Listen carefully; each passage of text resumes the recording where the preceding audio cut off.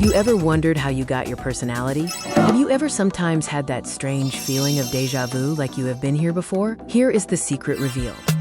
Far, far away, on the ancestral plane, a mysterious figure steps forward and says, "It's now my turn to be reincarnated into their lineage."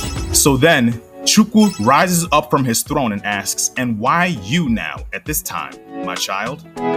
The ancestor responds, "My gifts and personality can guide the history and direction of this family into glory." I'll tell her parents to give her my name, Ogochukwu, meaning God's favor, to give her the power to bring tranquility wherever she goes, have a deep appreciation of nature, and help others with her generosity.